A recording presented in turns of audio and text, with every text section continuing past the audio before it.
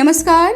दस्तक साहित्य संसार के इस मंच पर पुनः आपका स्वागत है। जैसा कि आप सब जानते ही हैं कि इस मंच के माध्यम से हम आपको साहित्य की विविध विधाओं के सर्जकों, उनकी उपलब्धियों, गतिविधियों और उनकी रचनाओं से रूबरू कराने का प्रयास करते हैं। तो आइए इसी क्रम में चलते हैं आज की प्रस्तुति की ओर। आज इस मंच पर हम स्वागत करते हैं नवाबों के शहर लखनऊ में जन्मी रचना श्रीवास्तव जी का। रचना श्रीवास्तव जी बहुआयामी व्यक्तित्व की स्वामिनी हैं। विज्ञान विषय में स्नातक करने के बाद साहित्य में गहरी अभिरुचि होने के कारण आपने कानपुर विश्वविद्यालय से हिंदी साहित्य में परास्नातक किया। परबाबा स्वतंत्रता सेनानी और अवधी साहित्य के ख्यात कवि थे, लिहाजा अवधी भाषा के निकट आपको परबाबा की विरासत ले आई। हिंदी साहित्य से अनुराग व समझ माँ से मिले संस्कारों का प्रतिफल है। रचना जी की पहली कविता बाल पत्रिका नंदन में प्रकाशित हुई। इसके बाद काव्य लेखन में आपकी गहरी रुचि होती गई। अमेरिका जाने के बाद कविता का पाठ करने के लिए पहला मंच बना डैलस का रेडियो स्टेशन हम तुम, और श्रोता थे समस्त डैलस में बसने वाले भारतीय।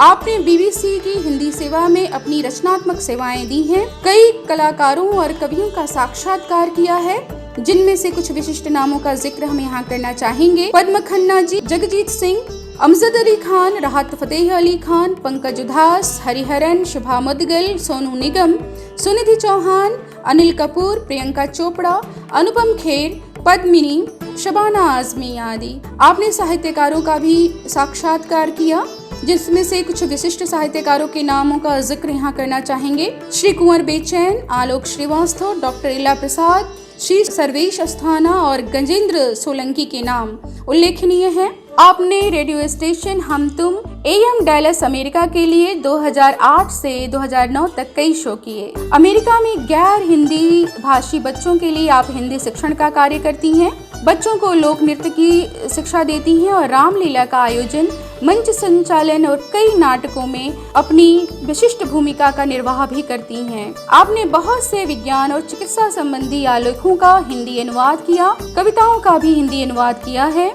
यादों के पंख हाइकू संग्रह, मन के द्वार हजार हाइकू कविता अनुवाद, भोर की मुस्कान हाइकू कविता, आधी आबादी का आकाश महिला हाइकूकारों का हाइकू संकलन व गीत सरिता 3 भागों में बच्चों के गीत का साझा संग्रह आपके द्वारा प्रकाशित हो चुका है।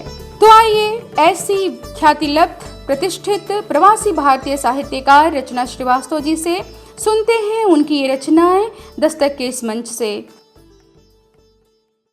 मेरे इस गीत का शीर्षक है जरा तुम साथ दे दो ना। मुझे हर हाल संभलना है, जरा तुम साथ दे दो ना।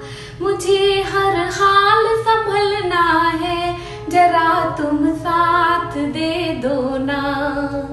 छोड़ जाए कब अपना इस बात से डरती हूँ, फेसबुक व्हाट्सएप भी अब खोलने से डरती हूँ। मुझे इस डर से निकलना है, मुझे इस डर से निकलना है, जरा तुम साथ दे दो ना।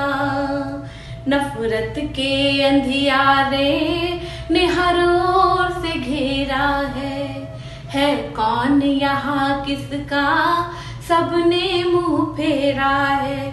मुझे दिया बन के जलना है, मुझे दिया बन के जलना है, जरा तुम साथ दे दो ना।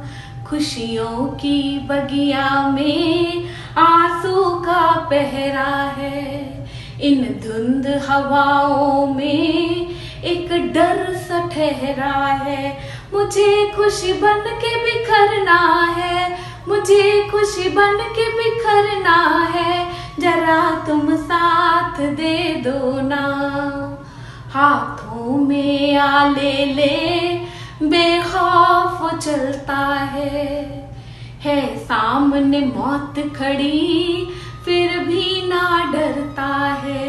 मुझे उन जैसा बनना है, मुझे उन जैसा बनना है, जरा तुम साथ दे दो ना।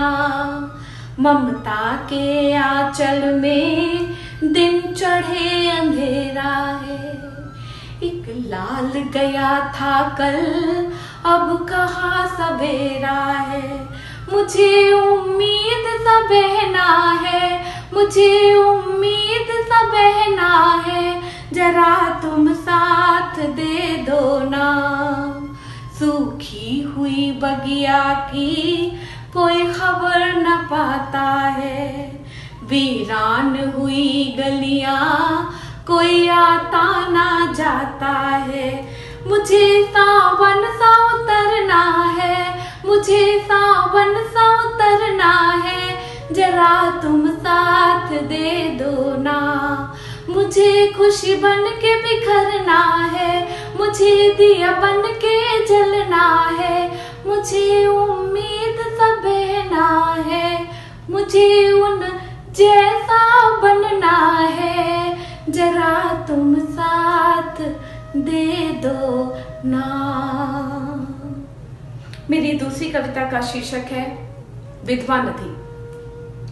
शहर के चौखट पर बहती थी वो नदी, जिसमें गिरकर सूरज बुझता और चांद मुंह धो के सवर जाता था। खुश्क हवाएं छूकर उसको नम हो जाती। संध्या के अरुण श्रृंगार से नदी की लहरें सुहागन बन अपने भाग्य पर इतराती। पानी के इस दर्पण में प्रतिबिंबित होते थे शहर के घर, और नदी जुगनुओं से भर जाती थी। पर इसी शहर ने खींच दी नदी तक जलती रेखाएं, गंदगी घरों से निकलकर तट पर उछलने लगी, और नदी के सीने में गाड़ दी गई बल्लियां, बस गई कुछ बेनाम सी बस्तियां। सूरज अब बिना मिले चला जाता है, चांद भी अब नदी में कहाँ उतरता है। जुगनुओं ने उधर से गुजरना छोड़ दिया, धीरे धीरे खींचते गए नदी के किनारे। तब उस वक्त बहुत रोई थी नदी। कल कल करती उसकी समृद्ध आवाज बंजर हो गई।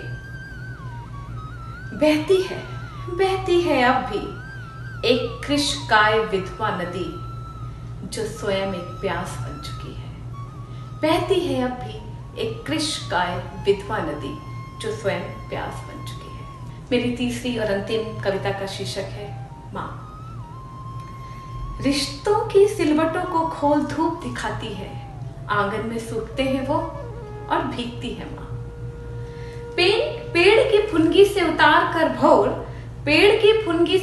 कर भोर घर में बो देती है, और मन के अंधेरे कोने में स्वयं बंद होती है माँ। उजाले की एक एक किरण सबके नाम करती है, और सांझ को आंचल के कोने में गठिया लेती है माँ। चौखट से हाथे तक बिखरी होती हैं सभी की इच्छाएं। रात अकेले में चुपचाप अपने अभिलाषाओं की गठरी खोलती है माँ। टीवी पर समाचार का शोर, घर में पाश्चात्य संगीत का चकाचौंध, तेज आवाज में गूंजते शब्द, इन सब से अलग रसोई में एकांत में कोई लोकगीत गुनगुनाती है माँ। अपनों की गैरों के ताने बरसते हैं पर वो भीगती नहीं, पर अपनों की उपेक्षा उसे बहा ले जाती है। सभी से छुपा के पोंछती है आंसू, और उठ के धीरे से खुद काम करने लगती है माँ। होता है समय सभी के पास, पर उसके लिए किसी के पास नहीं। झुर्रियों में अपना यौवन तलाशने को खोलती है दहेज का बक्सा, सहलाती है शादी का जोड़ा, और माँ की दी हुई चीजों से बतियाने लगती है माँ।